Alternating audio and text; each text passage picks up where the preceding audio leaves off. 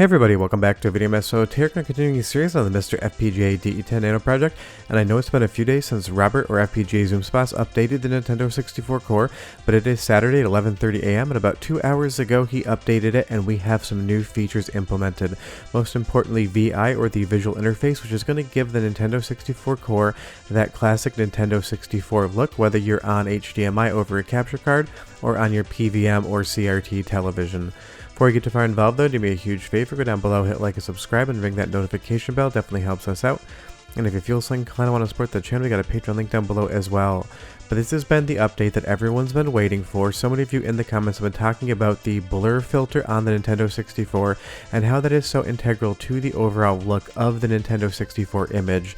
Because when we first all played this hardware, we're used to seeing it in a certain format, and that was with the VI or visual interface enabled, with all of those different blurring effects the Nintendo 64 could do to give it that softer image. Now that was done for multiple reasons in that generation, but we've been playing on this core the entire time without VI enabled. We got texture filtering and we recently got dithering. But take a look at this wall here in Super Mario 64. It has all the effects enabled and it looks exactly like you would expect. If we take off VI bilinear filtering, you're going to see that those pixels get sharper, and then from there we can turn off dithering as well as texture filtering, and you're going to see Super Mario 64 in a manner in which you've never seen it before.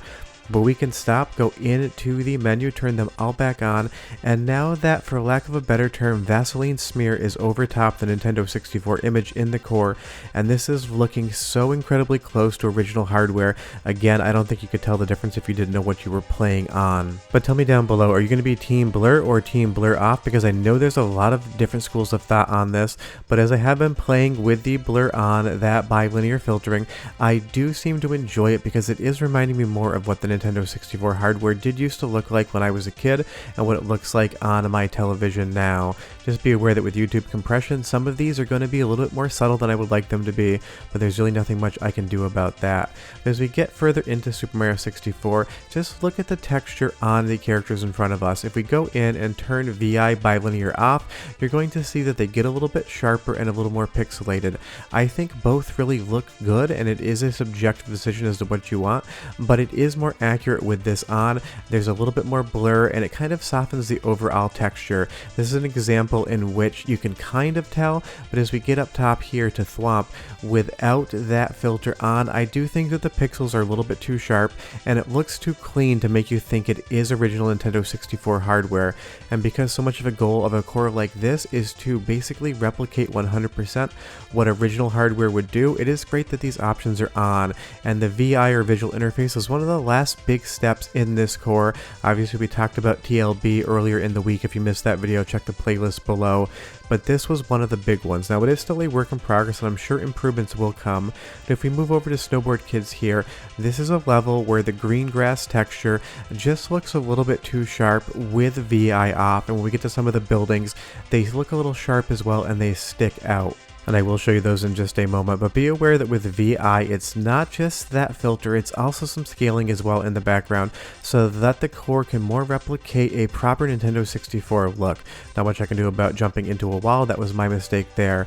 But look at the grass texture here as it moves by. It's got that texture filtering on, it's got all the bilinear effects, it really does look great. Now I'm not saying that the textures on Nintendo 64 were ever great, I'm saying it looks great in the aspect that this is reminding me exactly of original hardware, and that is what so many of these different things do. VI was a pipeline within the Nintendo 64 hardware, but as you come up to this building here, take a look at it now, and I'm going to roll it back in just a moment here so we can pause and kind of play around with these options.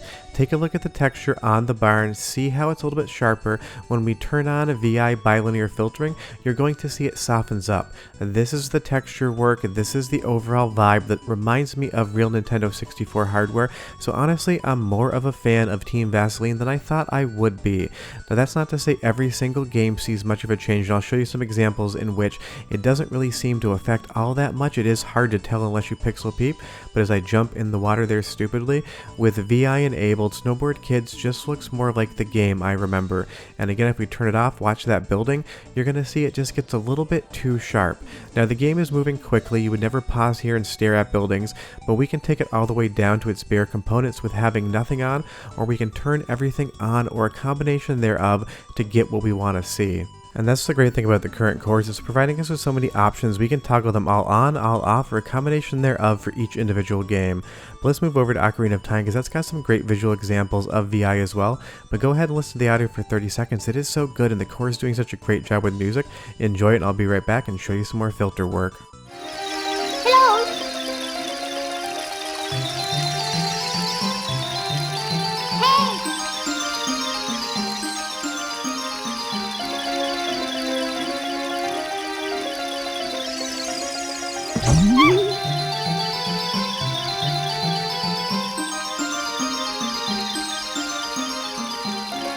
I gave you that little sample there because honestly it just feels like playing real Nintendo 64 hardware, but take a look at the texture in the background and let's turn VI bilinear off. You're going to see it shifts ever so slightly and it becomes grainier. This is a really good example of where I think it should be on.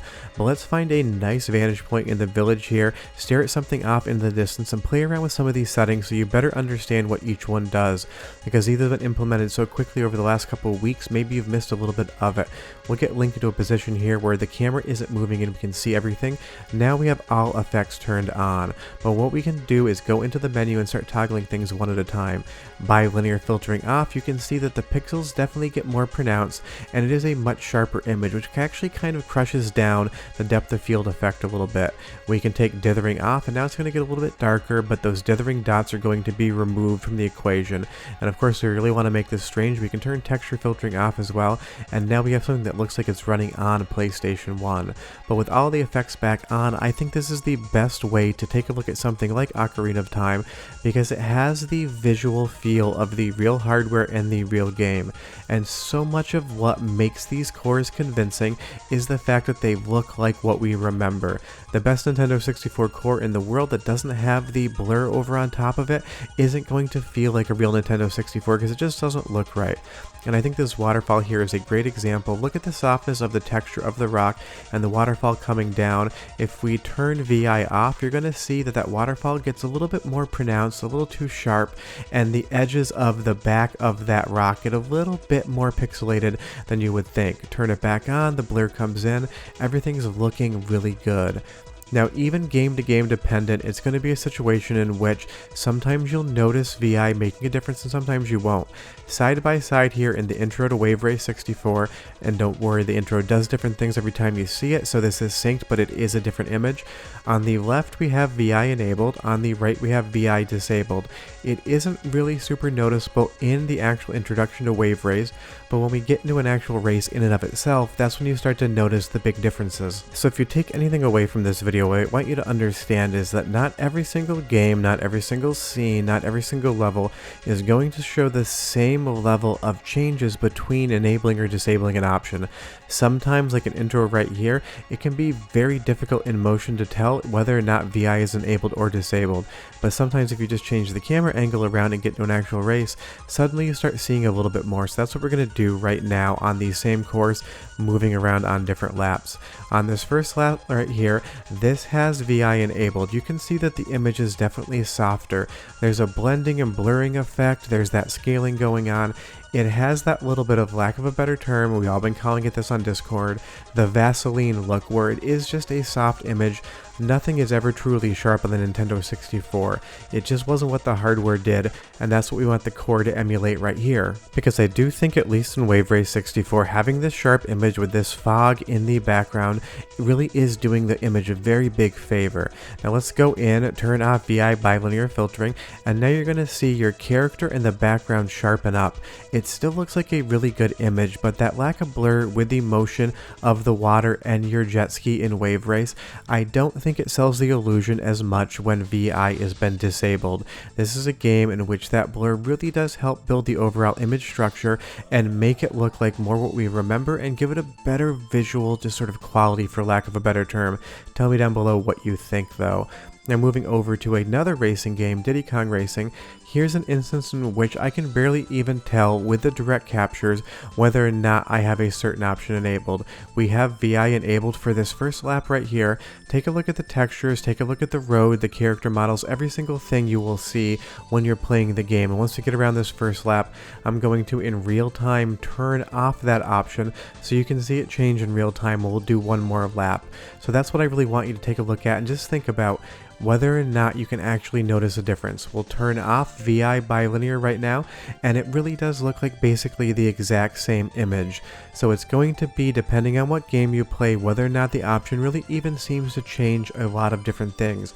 It seems like the brighter the image, the more high key the lighting, the more overall even the image in front of you is, the less that VI enabling is actually going to do. Sure, it's going to blur things a little bit, it's going to do the scaling, but it really does depend on the game. Go back in, turn the option back on, continue with our race, and honestly, even if I pause this and look at the textures, it can be incredibly difficult to actually tell what is changing in the image. That doesn't mean it's not working in the background, that just means that Diddy Kong Racing has a certain look that doesn't actually change all that much with it enabled. But honestly, the big difference I see is in some of the platformers here. If you move over to Banjo-Kazooie, let's walk up on this bridge here and look at the bridge texture as we go by. I'm going to stop and you're going to see that there definitely is a blur to it and it does look really good. If I turn off the option, that bridge is going to get a little bit sharper. It's a little bit more apparent. But really, honestly, this option isn't going to be a fundamentally huge thing like texture filtering as far as the change in visual is concerned. It is a huge change in the core because it's getting it closer to what the Nintendo 64 should be doing. And now as we run around in the opening area of Banjo-Kazooie, again, this just looks legit straight up like Nintendo 64 footage captured off real hardware that had an HDMI mod in it. And because that HDMI mod is so expensive and so few people have done it, the MiSTer core in its current state I do still think is better than real hardware so long as the game is fully working, and I can't wait to see this core evolve even more. But with all of the effects here turned on, texture filtering, dithering, VI, it is just an image that is 100% working for me and giving me that Nintendo 64 feel. And that's what happens when we get to these sort of different toggleable options. It is just a feel. You look at something and you can kind of internally tell whether or not it looks correct to you or not. So even if I give you all the comparisons in the world, you get to decide what is the vibe you're going for. And we're going to move into one more section here so I get a close-up on a texture, because sometimes playing the game in a manner that you would never play does actually help talk about these options. Let's take a look at this rock here with a little bit of grass in frame. It's got a nice blur and scale to it, and if we turn the option off, you're going to see that not that much changes, especially with YouTube compression. I can see a shift in the overall quality, and I think bilinear VI on is the better look, but honestly, it's one of those things. It can sometimes be incredibly subtle. And honestly, in some games, if I didn't have the footage in front of me, I wouldn't even be able to tell whether or not some of these effects were enabled and disabled. But that comes down to the art design decisions that developers and artists made in the 90s. Something like Cruisin' USA always had a sharper image than other games on the Nintendo 64. So if we actually go into the menu in just a moment and disable some options, it can be really extremely difficult to tell that we've done anything. Now, a lot of that can be down to the just overall motion in the image, the way the camera moves, and how fast the game moves as well. What I want you to take away is it's going to be a really fun option to play around with. In games like Super Mario 64, Ocarina of Time, Banjo-Kazooie, it really does look great to have all of these options enabled. In other games like Cruisin' USA, it honestly doesn't really matter what options you turn on or off as far as VI is concerned, because it literally looks like the exact same image. That's why I showed you the change in real time on the pause menu. It's really interesting how all of these things come together and look, and the most fun is going to be experimenting around with the options to see exactly what you like.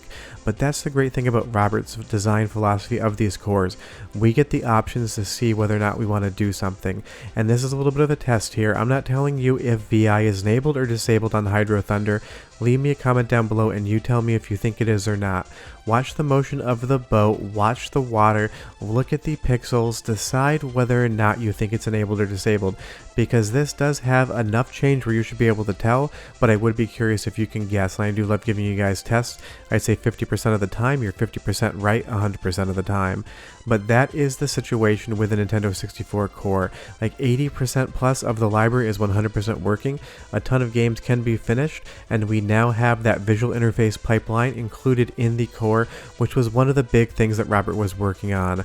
But of course, when the new core comes out, I will update you guys with a new video. This has only been out for 3 hours, so I'm sure we're going to be finding a lot of changes in the future. But it's so much fun to test these things. Leave me a comment down below and let me know what you want to see texted next. But I hope you guys are having a great weekend, and it just got better because we have a new Nintendo 64 core. See you next time. Bye bye.